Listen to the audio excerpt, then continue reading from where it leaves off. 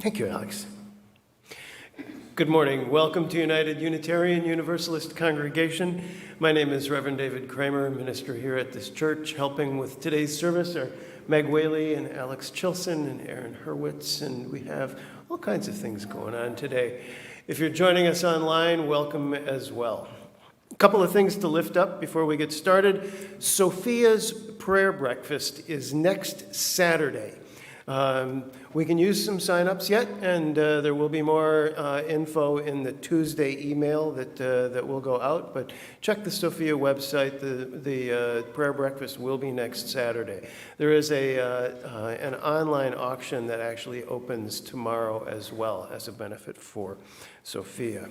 Our own auction fundraiser is closing in. We have quite a number of things to offer for the auction on the 12th. Right now, if you have some things that you have donated, please get them to church. They can go back in the boardroom. We really, really need that stuff so we can take pictures and inventory it and get the booklet together. So put the auction on your calendar and bring us some stuff. Next week, our speaker will be Philip Chard. The week after that, which is Memorial Day weekend, we will hold a picnic. So stay tuned for time and location on that. And today, following the service, as you might know, we are offering coffee hour outside as well as online. So please join us for coffee. Now, please center yourselves for worship as Meg calls us in. Our reading today is from Robin Morgan. It's an excerpt from the Network of the Imaginary Mother. As it was in the beginning, I say, here is your sacrament. Take, eat. This is my body. This real milk, thick, sweet, bluish, which I give for the life of the world. Like sap to spring, it rises, even before the first faint cry is heard, an honest nourishment, alone able to sustain you. I say, here is your eternal testament, this cup, this chalice, this primordial cauldron of real menstrual blood, the color of clay warm with promise, rhythmic, cyclical, fit for lining the uterus and shed for many, for the remission of the living. Here is your bread of life. Here is the blood by which you live in me. Now please join in our chalice lighting as we do each week.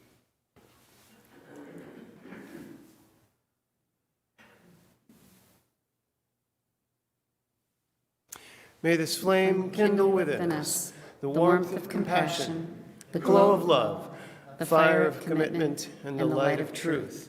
Here together we scatter and nurture seeds of spirit, service, and community. Let's sing together hymn number 123, Spirit of Life. Alex?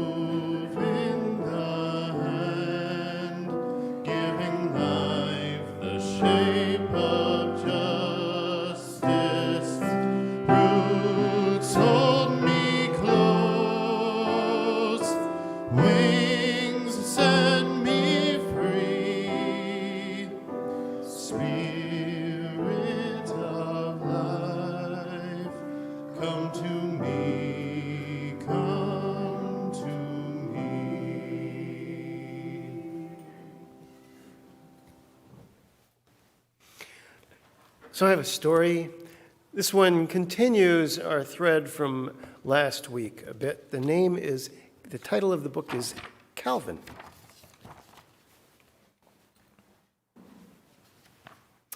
For as long as I could remember, I knew I was a boy. I'd draw myself with short hair and a shirt like Papa's. I'd dream about swim trunks like my dad and my brother wore. I didn't tell my family until the night before our summer trip to Gigi and Papa's. I was scared they wouldn't believe me, but I knew it was time to be me. Whenever I have to do something scary, my dad always says, take deep breaths and count down to 5. Breathe in, breathe out. 5, 4, 3, 2, 1. I'm not a girl, I told my family. I'm a boy in my heart and in my brain. We love you. If you are a girl, boy, neither, or both. We love you whoever you are, my dad said. Later, Dad told me the word transgender. Being transgender means other people think you are one gender, but inside you know you are a different one. I wondered how Gigi and Papa would react. As we got closer, I squeezed my stuffed lion to my chest.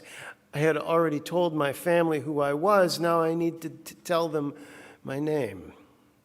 The same name as your favorite stuffed lion, Dad asked.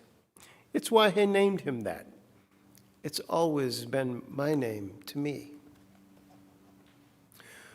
When we got to Gigi and Papa's, Dad told them my new name. He introduced me.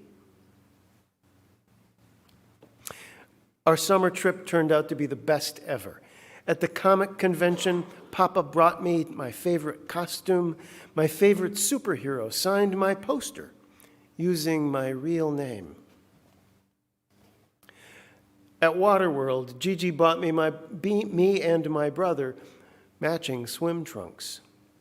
Even the water slides felt better in them. In line for popcorn, I made a new friend. I felt proud to tell him my name. We spent the whole day together. On the last day of vacation at the big outlet stores near Gigi and Papa's, I picked out new clothes. That night, I gave my family a fashion show. You look so handsome, Gigi told me. School was starting soon, and I knew there was only one more thing I needed to feel like me. When I looked in the mirror, I finally saw me. Dad said there were other transgender people in the world, but I didn't know any kids like me at my school, and school started next week. Being the only one felt scary. How would everyone treat me? What if my friends wouldn't call me he? What if? The first day of school, I dragged my feet to the door. Breathe in, breathe out. 5, 4, 3, 2, 1. Welcome back to school. We're glad you're here. When the principal said my name, I felt safe and happy. Violet skipped up to me, calling out my new name too. You know my name? I asked. Yup. Your dad told my mom you're a boy now. I've always been a boy inside. Are we still in friends? Yes. Did you bring your jump rope for recess? When I stepped inside my classroom, I couldn't believe what I saw. The cubby, the lunch chart, the homework station, and the mailboxes, the name tag on the table. My new name was everywhere it should be. I felt my fears start to go away. Welcome back, class. For morning meeting, we'll all share about our summers. I knew just what I would say when it was my turn. I stood up proudly to share my summer story. But first, I introduced myself. "Hi," I said, "my name is Calvin, Calvin." And I felt my what-ifs melt away. That's my story. We'll put this one back on the bookshelf again, the children's reading bookshelf. Please join me for a few moments of quiet reflection, meditation, prayer.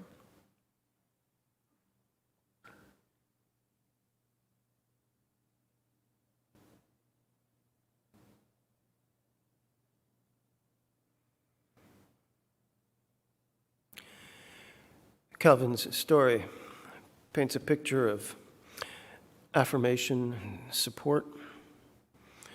Would that our lives, all our lives, would go this way. Unfortunately, we know that not everyone is met with the same kind of support in our schools and in our neighborhoods. I am grateful for this congregation and for its extension of support, its deep conversation, and its introspection. We are carrying a tiny flame in a big storm and keeping it alive.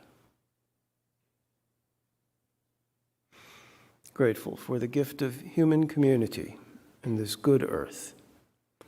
May we learn to live in peace. Alex?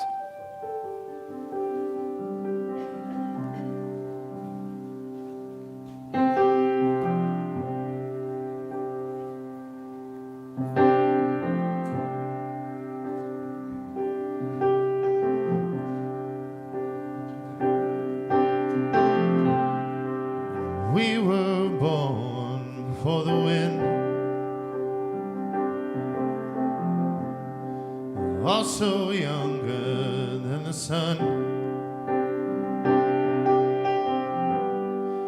Yeah, the bonnie boat was one as we sailed into the mystic air.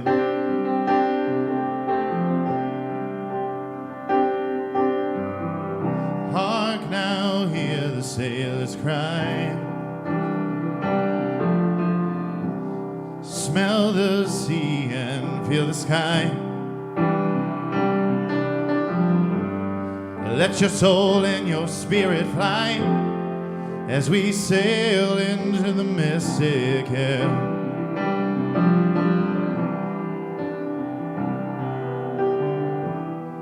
When that foghorn blows, I will be coming home.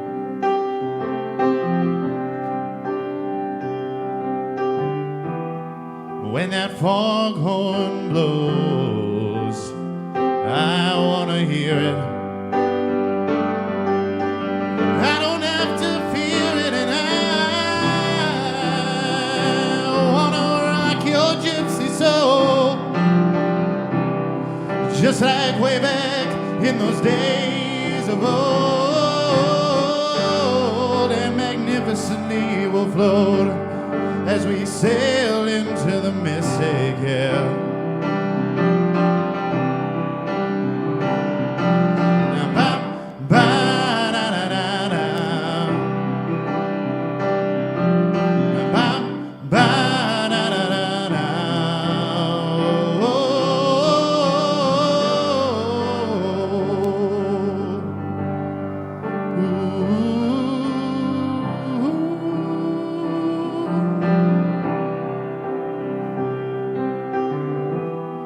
When that foghorn blows, you know I will be coming home.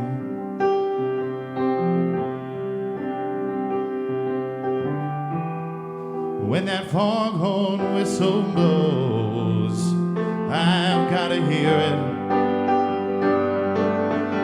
I don't have to fear it, and I want to rock your gypsy soul. Just like way back in those days of old, and we sail into the mystic hell. Oh, come on now, ba da da da da, ba da da da da.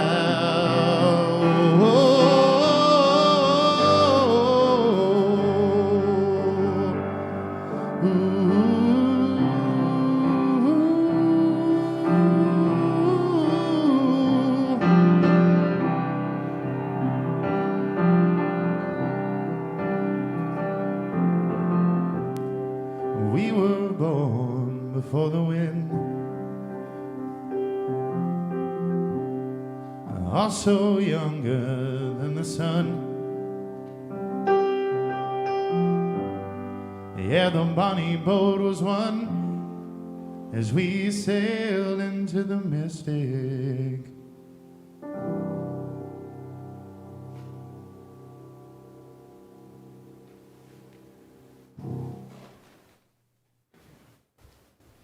Thank you, Alex.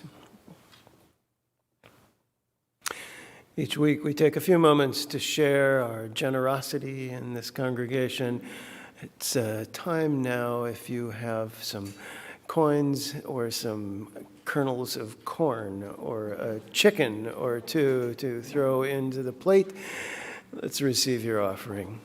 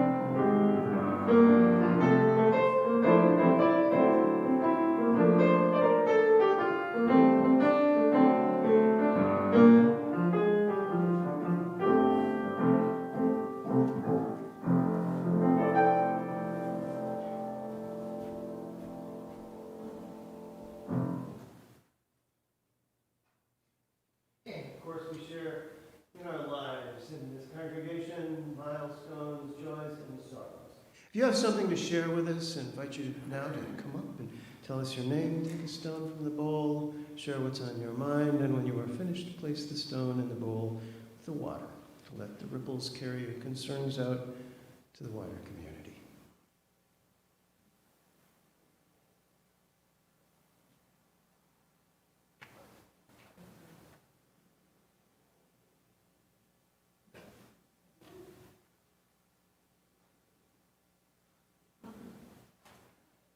Hello, I'm Gio.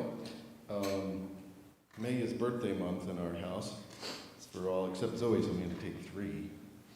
So last week was my birthday. This week is Isabel's birthday, turning 9. And next week will be Sarah's birthday. So just acknowledging all the birthdays going on. And then just a tidbit that might be interesting to all. Some of you may know Sarah and I have been doing tap dancing since COVID and a little bit earlier. We're actually going to be doing, the Y does those performances for the kids and the recitals, but since we're in the adult tap class, we're actually going to be in 3 performances on that. What day is that, the 4th? June 4th. So anyways, we'll be there. If you happen to be there for friends of the family or anything else, we'll also be doing a couple of routines there. So.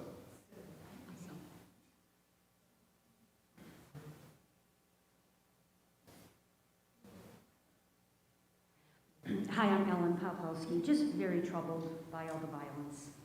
Milwaukee, all the shootings, the horrible shooting in New York. Sorry to be a downer, but it's just so troubling for me.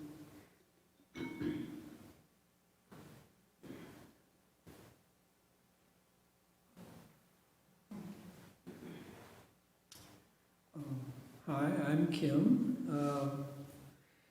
This week was the time to put the screens on and take the storms off at my rental property. And so this Thursday I stepped out the door and little smoke on the breeze. And didn't think too much about it. Took the ladder over, and the arrangement is generally that I go climb the ladder and bring down the storms and put up the shade, the screens, and the tenant will take care of the stuff on the inside. The theory being that if I drop the storm window, it's my fault, and I won't feel bad about replacing it. Whereas if the tenant was doing it, then I might feel a little disturbed. And that worked out pretty good, except as the day went along, I got to feeling worse and worse. And by the time noon rolled around, I was ready to go to bed and not feeling good. And the smoke on the breeze was, of course, from the fires on the West Coast. There might be other reasons for smoke on the breeze. Consider all the shootings and all that, smoke from that, and smoke from the Ukraine. And it makes for a somewhat difficult life. So thoughts to all those people who were affected by smoke on the breeze.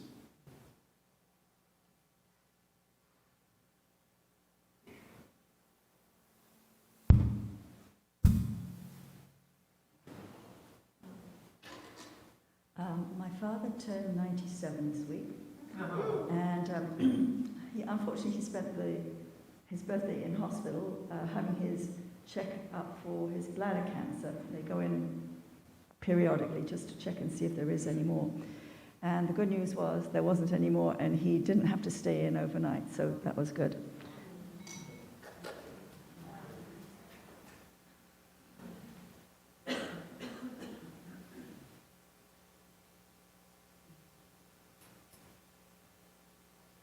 Hi, I'm Sandy Zingler, and I'm just here a minute to tell you about the auction, or to remind you, it shouldn't be too long before we have items on the net. I don't know what they are, but if the past is any indication, there'll be some wonderful items donated by friends or members of the congregation. There should be some gift cards.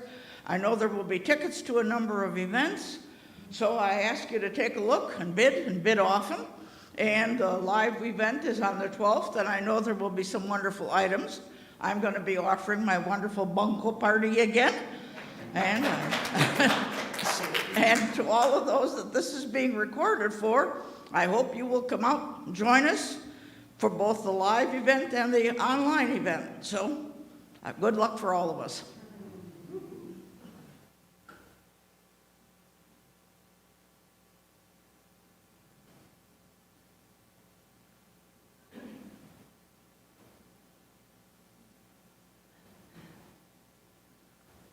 Hi, my name is Donna, and I'm a very proud grandma because my granddaughter graduated yesterday from UW-Madison with a mechanical engineering degree with a 3.99999. So can you imagine? And so it's good. It's just wonderful. She's going to graduate school, and I just am so happy for her.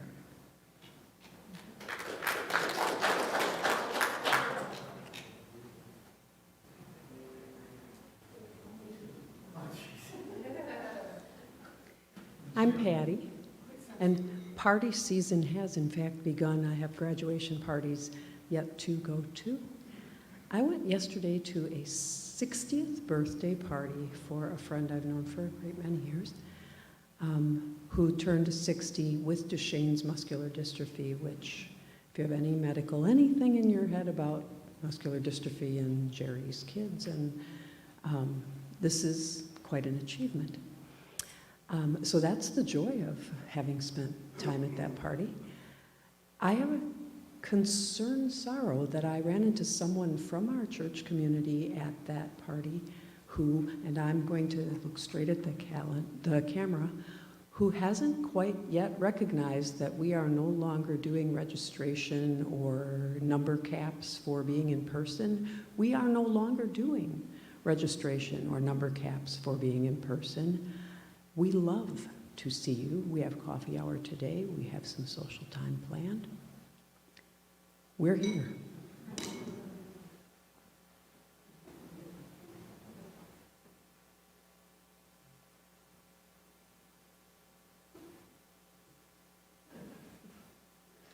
Good morning, my name is Denise, and on Mother's Day weekend, my daughter and her husband gifted me with attending a 10K walk and run, and they asked me ahead of time if I wanted to do that, and I've never done it before, so I did do it, and my two grandchildren, two of my grandchildren were there also, and they were with me. They went, my grandson saw his dad, so he just, but anyway, I finished, and I got up to the finish line, and my daughter said, you know, Mom, you don't have to finish if you don't want to. I'm like, no, I'm gonna do it. So I did it, and after one of those 10K walk and runs, and most of mine was walking, they started announcing stuff, and you go and get a drink, and you get some fresh fruit and stuff, and we're standing and chatting, and there's still full marathon runners coming in. And so my son-in-law said, Denise, your name was called. What? So he didn't hear what level I was in, but I was in the 65 to 69, and I won first place. I couldn't believe it. I couldn't believe it. I walk a lot, but I don't run. It was a bicycle.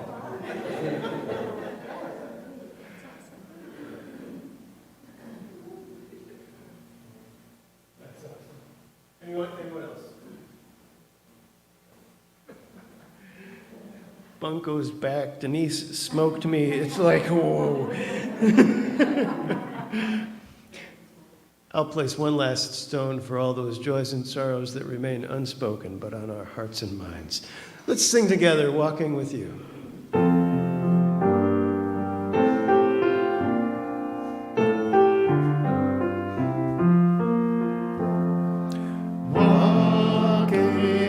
Walking with you, walking with you is our prayer.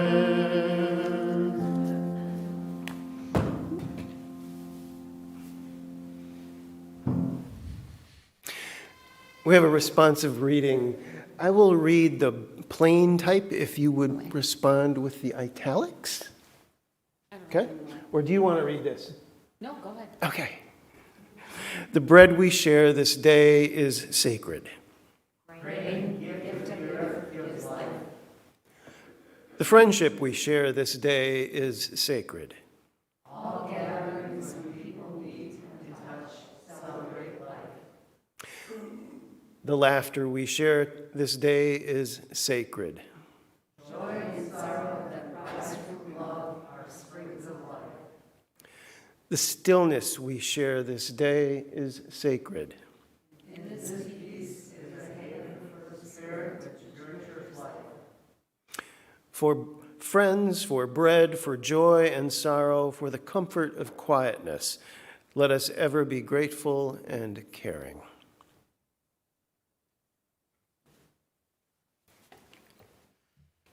All right, so David and I met to talk about this service and talk about what we're going to do and say and things. And I told him about what communion has meant to me. and what it means to me now a little bit. And he encouraged me to share 2 stories that I have. So my dad grew up Catholic and very Catholic family, and my mom was Presbyterian. And when we moved to Sheboygan from Milwaukee, some neighbors moved in and told us about a Lutheran church that was really good. So I grew up LCA Lutheran.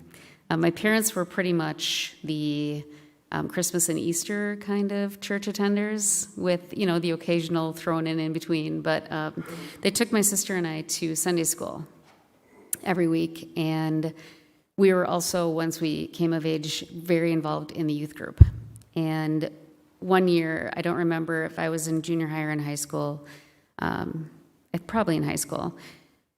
So we were at a camp out thing, a senior youth group camp out, and we did our own Sunday service, and our minister, our associate pastor, was one of the leaders of the youth group. His name was Steve White, Pastor Steve, and we did communion, and I helped him serve the juice, and at the end, he turned to me and handed me the bread and had me give him the bread and the wine as he did for me. And that was really a powerful moment for me. Like, I think I always knew that that we all had that power within us, the whole holy now idea. And that's something that my maternal grandmother actually kind of talked with my sister and I about. We always said prayers at night, and she would talk about God being love, and just that whole everything is holy really came together for me, I think, at that moment of being asked to serve someone that I, held at a higher place than myself and other people, that he was bringing it down to my level, which I just thought was really cool. So that was one. And then my grandfather died, and he had a Catholic funeral. And my grandma had passed away before my paternal grandma. She had passed away before my grandfather, and my grandmother's sister, Sister Alice, was a nun. And we were sitting in church with her, and it came time for communion. And my family, didn't move because we weren't Catholic. And she leaned over and she said, "You get up and take communion." She said, you go to church, and you have every right to have this meal just like everyone else does. So we stood up and went and did communion. And that was also another really powerful communion story. And thinking about, too, we didn't talk about this, but thinking about how when my mom was at home and bedridden, and the minister would come and bring communion with her, I don't know, there's a special place in my heart for the ritual, even though it might not mean what Christians believe that it means. It's just still a very special ritual for me that has importance. So I'm really glad that we're doing this today and we're talking about it. Thank you. Back on Easter, I think I mentioned that as we were talking about the Last Supper, Meg asked if we could actually serve communion. And at the time, I thought, we should talk about it, because this is not something that we have done here regularly. So if we do it, let's think about it. Let's do it right. So in seminary, I learned about transubstantiation and consubstantiation and the sacraments as a means of grace. I learned of how the leaders of the early church came to theorize about what was happening as people remembered Jesus by sharing a cup and a crust of bread. and about how the higher-ups built into the theology a power structure that made priests necessary for your salvation. The theory goes that we are born into sin, separated from God, unable to redeem ourselves on our own. God takes mercy on us, offers salvation with a few specific ways to get there, which are the sacraments, the means of grace. In the ancient church, there came to be 7 of them: baptism, confirmation, marriage, holy orders, which means becoming a nun or a priest, confession, also called penance or reconciliation, extreme unction, you might know as last rites, and of course, communion, the Eucharist. And the priests themselves made themselves necessary for all this, as the go-betweens for God, the ones ordained to perform these sacraments, which you need and which you can't do by yourself. It's a little job security or maybe bureaucratic control, depending on how snarky we want to be. During communion, the theory continues to grow. The bread and the wine are believed to actually become the body and the blood of Christ. This is what is meant by the term transubstantiation. The fact that they continue to taste like bread and wine is what the church calls an accident. The bread and the wine are simply the accidents of the sacrament. But it is the participation in the holy that saves you. And so as a sacrament, the Eucharist especially came to be seen as medicine for a sin-sick soul. It's the cure, like ivermectin or spearmint mouthwash, maybe.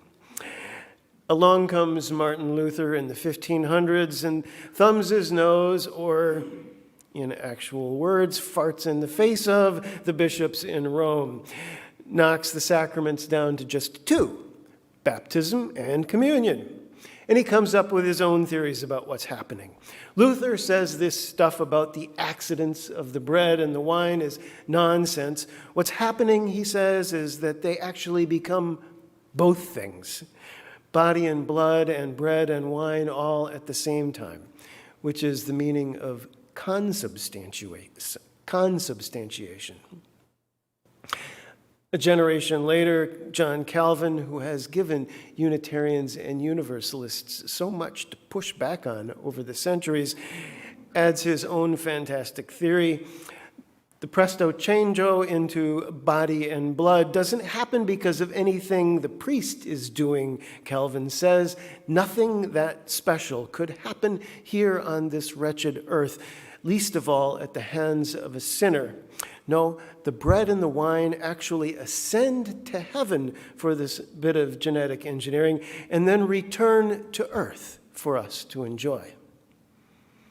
It happens fast. Like, did you see it? I am being snarky. I apologize. I do know that participation in the sacrament also is deeply important to a lot of people. There is something fundamentally human here. My theology professor in seminary told a story about a neighbor of his, a devout Catholic, Eleanor Rigby we might call her, who never missed a day of communion in her life, every day. That's pretty obsessive, we might say. And why? Even if you thought the sacrament would absolve you, how much trouble could you actually get yourself into between these daily doses? But my professor asks, why not? If you believe that receiving the cup and the bread truly allows you to participate in the holy, why would you not do it as often as you can? As a very modern Unitarian Universalist, I am skeptical of a theology that seeks to create some backstory on experience, especially if it's rolled in with a power dynamic.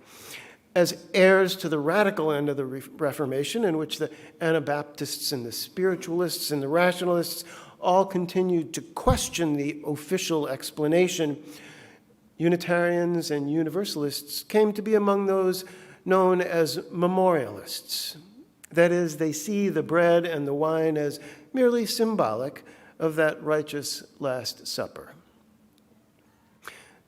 That has been my experience. In communion, I have not had the same suddenly transformative experience that Meg related, a time in which she recognized the holy in herself. For me, the understanding has come more slowly, but I have come to understand the layers and layers of meaning in the breaking of bread and the sharing of the cup that, in many ways, invite us to participate in the holy. I have come to see this experience. Like for Meg, like for the early Christians, I've come to see that this is real. So like the church, I ask myself, what's going on here? And I think about the roots of the ceremony, of sharing a meal, taking sustenance. Chilsen, boy, I've been picking on him lately. Chilsen was talking a couple of weeks ago about how he tells his students to look at their fingernails and know that they are made of the pork chops they had last week.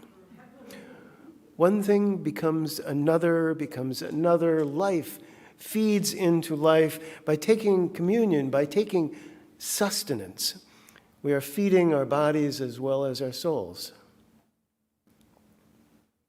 A little aside, sitting around a table at lunch during seminary, talking about those little round communion wafers they sometimes serve, I blurted out, "So what is in those things?" Without missing a beat, the guy next to me said, "Jesus." I think about the reading that Meg offered at the start of the service of lactating body and menstrual blood, offered up for real, no accidents here, as life begets life. I think about how there is suffering in here too, the blood of the world, in Ukraine, in New York, in Milwaukee. And I think about the manner and the motive, perhaps, in Jesus' own death, killed for no apparent crime other than apparently being a threat to the state. And so in communion, perhaps, is an act of resistance.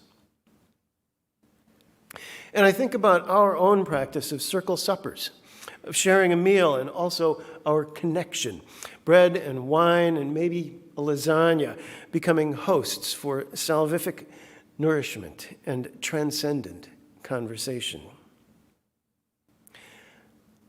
I think of the holy as maybe the source of life, the holiness of life. And I think that the ways in which we participate in the holy, participate in the sacrament, are myriad and everywhere. Everything can be holy. Everything is holy. Quakers even feel this way about silence. There are not just 2 sacraments in the world, not just 7, not just 50 ways to leave your mother, with apologies to Paul Simon, not even 10,000 ways to borrow from Lao Tzu. There are countless sacraments out there for us to find, unknowable numbers of sacraments that become quantifiable only after they become known. Like a magnolia blossom that turns your head around. Everything is holy now. In a few moments, we will offer one specific means of grace in the form of communion with bread and wine or grape juice, if you prefer. As many ways as there are to participate in the holy, I think there are as many ways of understanding communion as there are people. Meg and I have shared a few ways we have come to understand this.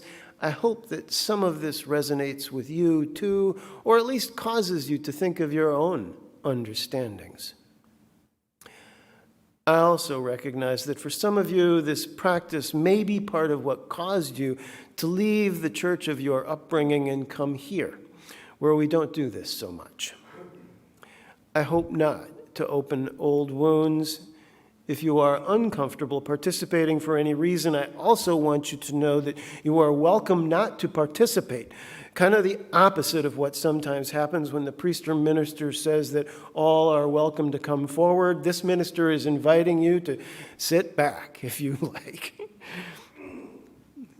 We will do this by inviting you to come up. Meg and I will serve, which is a whole nother idea to talk about. We will name these things the bread of life and the blood of the world. You may consider them however you like. By way of invitation, here are words written by Mary Beth Danielson. Before we made bread, bread made us. Ancient humans wandered in small bands, hunting and gathering. Our wits were sharp, but our culture was small. We survived. Then we learned how to make bread from grain and water. We worked to grow that grain. We farmed. We moved into villages and then into bustling cities. We learned all kinds of amazing human skills and arts. How to grow flowers next to our corn and our barley. How to nourish and nurture each other. How to write an alphabet and keep track of our world with numbers.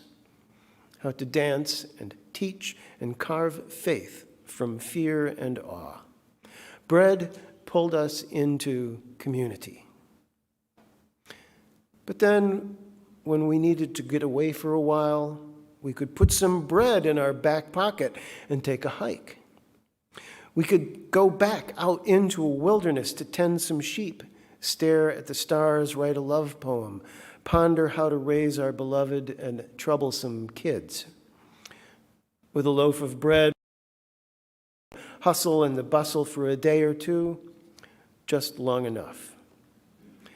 Bread nourished us into individuality. At the Last Supper, Christ took the bread and broke it, said, "This is me. Eat this, and I will be in you. I am in you when you are in community. I am in you when you walk alone to think and feel and grow." We make bread. Bread makes us. So now, just a little bit of word here. Meg has made the unleavened bread this morning. She will offer that, and I will offer the wine and grape juice. The grape juice will be in my right hand.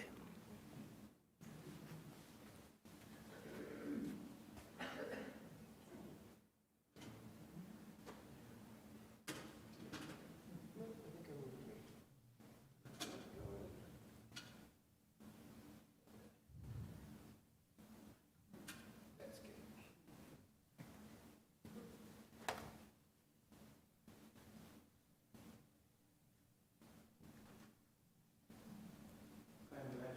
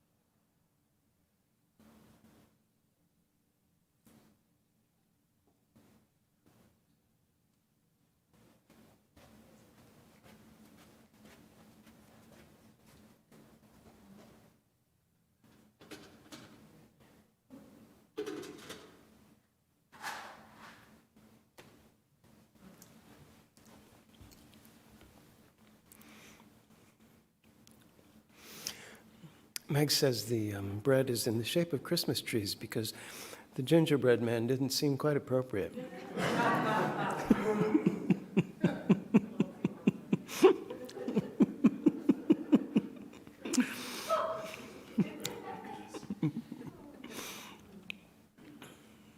Thank you all. I hope you found that somewhat meaningful for you, and yeah, it's very interesting. Alex?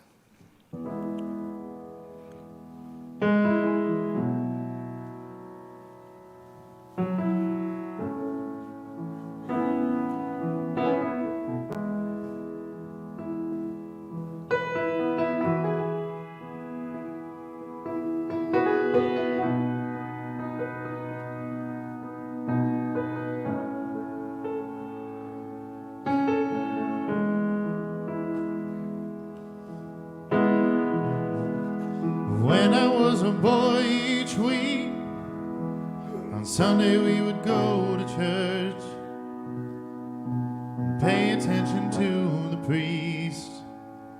He would read the holy word and consecrate the holy bread, and everyone would kneel and bow. Today the only difference is everything is holy now.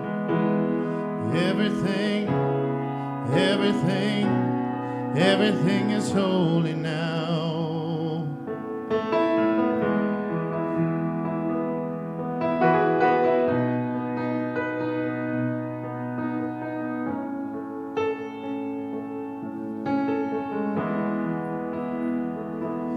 When I was in Sunday school, we would learn about the time Moses split the sea in two, and Jesus made the water wine. And I remember feeling sad, miracles don't happen still. But now I can't keep track, 'cause everything's a miracle.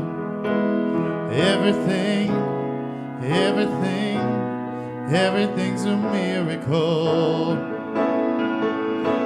Wine from water is not so small, but an even better magic trick is that anything is here at all. So the challenging thing becomes not to look for miracles, but finding where there isn't one. When holy water's rare at best, it barely wet my fingertips. But now I have to hold my breath, like I'm swimming in a sea of it. It used to be a world half there, heaven's second-rate hand-me-down. But I walk it with a reverent air, 'cause everything is holy now. Everything is holy now. Read a questioning child's face and say it's not a testament. Well, that'd be very hard to say. See another new morning come and say it's not a sacrament. I tell you that it can be done.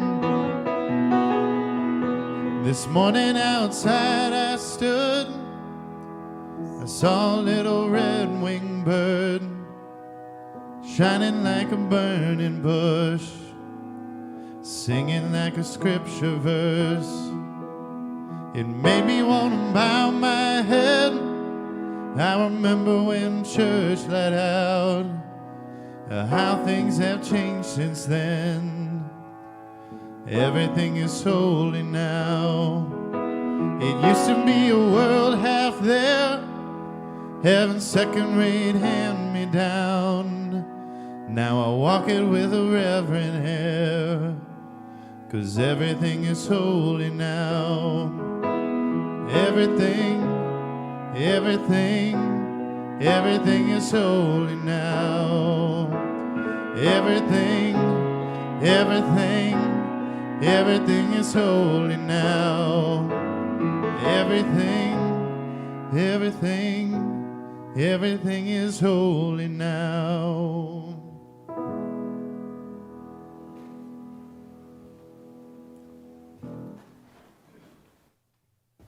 If you have ever made bread, you know that it is a living thing. So when they serve you the wafer and you wonder what's in that, life is in there. Life is in the bread. Next week, again, we will have Philip Chard. This week, we will have coffee hour in just a few moments. Out the doors and on the side yard, I want to thank Patty Keys and Paul Bergman for pulling things together for us this time around. And today, for our postlude, we're going to do this a little differently. Alex is going to play, but we're going to do this as a sing-along.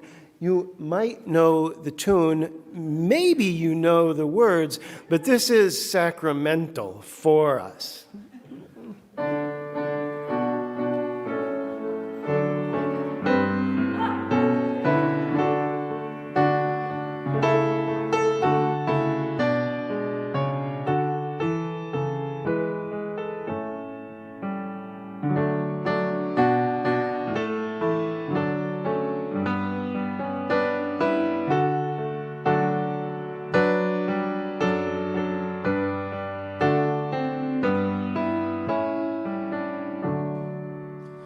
Coffee, coffee, coffee, praise the strength of coffee. Early in the morn we rise with thoughts of only thee. Serve fresh or reheated, dark by thee defeated. Brewed black by drip or instantly. Though all else we scoff, we come to church for coffee. If we're late to congregate, we come in time for thee. Coffee, our one ritual, drinking it habitual, brewed black by bird, drip or instantly. Coffee, the communion of our union, symbol of the sacred ground, our one necessity. Feel thy holy power at our coffee hour, brewed black by perk, drip or instantly.